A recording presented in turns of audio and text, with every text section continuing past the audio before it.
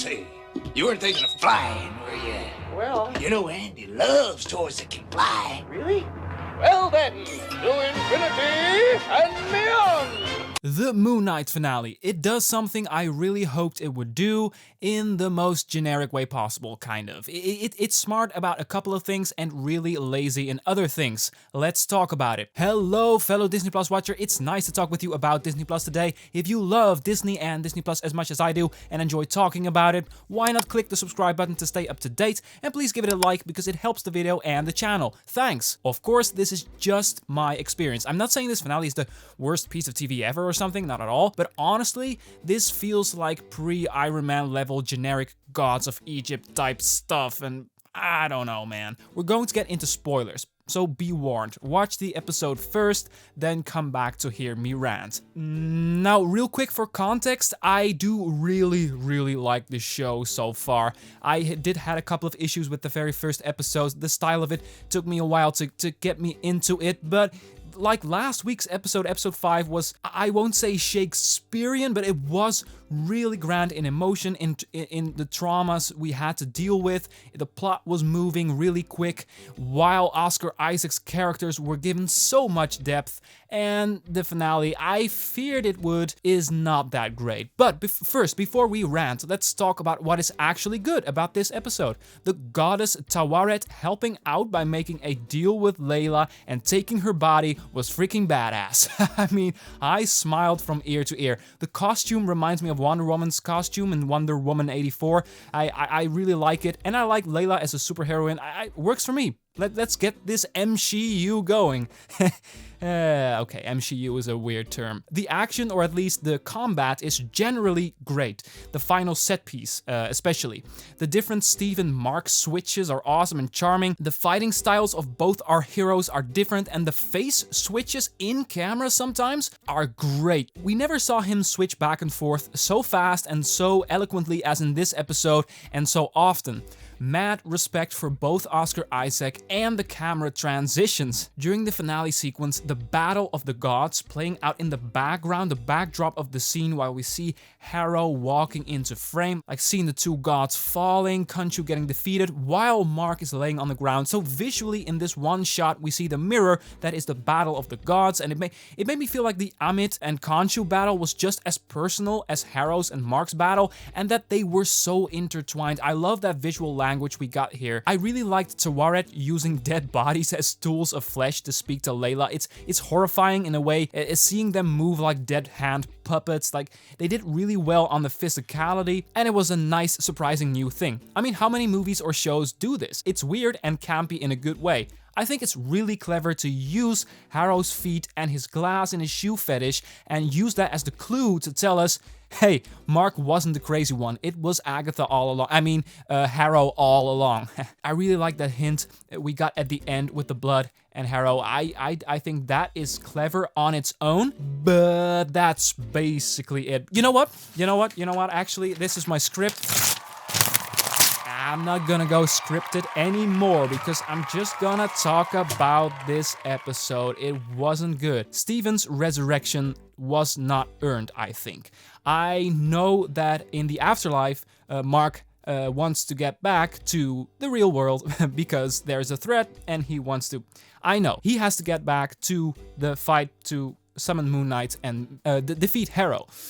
But why did he need Stephen? Wasn't the scale imbalanced because he finally let go of Stephen? Because he put away that trauma? Isn't that the whole idea? It was a reverse of the whole thing that the last episode was about. So what essentially would happen when he resurrects Stephen?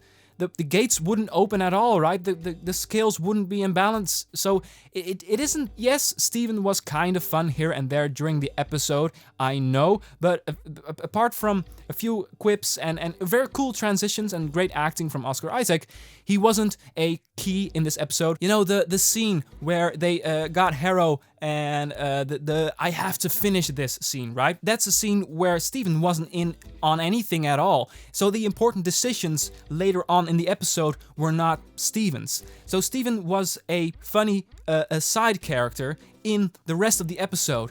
So why it really frustrates me because it makes the last episode weaker to me. And you know, Tawaret coming in with the boat and the flood of sand and Oscar and Mark just screaming, "Woo, hippo! I fly now! If they fly." Oh, they fly now! They fly now! It's not right for the tone of this episode, I thought.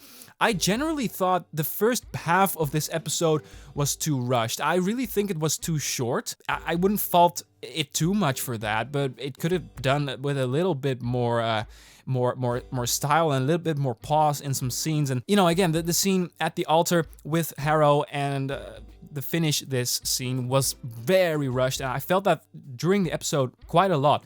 And I have to say, it's, you know, the actress May Kalamaui, I don't know if I pronounce her name correctly, but Layla, essentially, she's good in the show. Like, I have no problem with this actress, not at all. And I think her acting during the when she was switching back and forth between Tawaret and Layla, when she had a side stitch and she was in pain, and every time Tawaret came up, the pain got away. So that was really a good physical acting job of her. So I have good things to say about this actress, but overall, her acting, especially in the first few scenes, was so bad, so dramatic. For every little, it was too much. And I mean, the show was going so well, and that's why I'm fired up, that's why I'm frustrated, and that's why I can see the great things in it, the great ingredients here and there, but the overall rushedness, the very baseline, now it's time to save the world, and Amit is summoned, and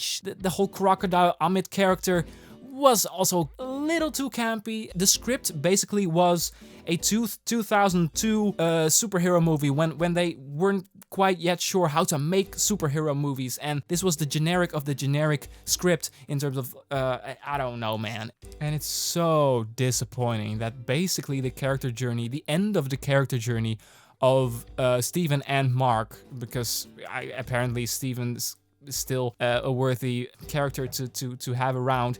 He's a great person. He's a better person than Mark. I like him more. Steven was the protagonist, basically, but the whole deal of Moon Knight was losing Steven, and now he's back. So I'm really quite pissed as I would be at a TV show that is not mine. It's not my creation, okay? But still, it's sucky. It's sucky, man. It ends with Steven waking up, Mark's voice being there, and him saying, "Wow, I can't believe that worked. No, me and Mark are rather going to save the world, the world, and I can't believe that worked." Like, what? Why isn't there a nice cap of... I really like the idea that Mark and that Oscar Isaac's persona is not crazy and is waking up to a world that is finally at peace, and is waking up in a world where Harrow is actually the one in the wheelchair. And yes, of course, I saw the post-credit scene. It was kind of cool. It was kind of cool to see that third personality, Jake Lockley, which I heard some people talk about is the comics version of another character in Moon Knight. Great. It was a fun post-credit scene in and of itself. I really think it should have gone before the titles, because a lot of people won't notice the post-credit scene. I mean, if you were a TV watcher, you're probably more inclined to click away than you would leaving the cinema theater. So just going on a ramble here a bit, I know, but I'm going all over the place, but this wasn't good. It was rushed, it was too campy, it was too 2002 level Gods of Egypt baseline superhero stuff that didn't cap off the story that well. It gave me what I wanted, like a hint about Harrow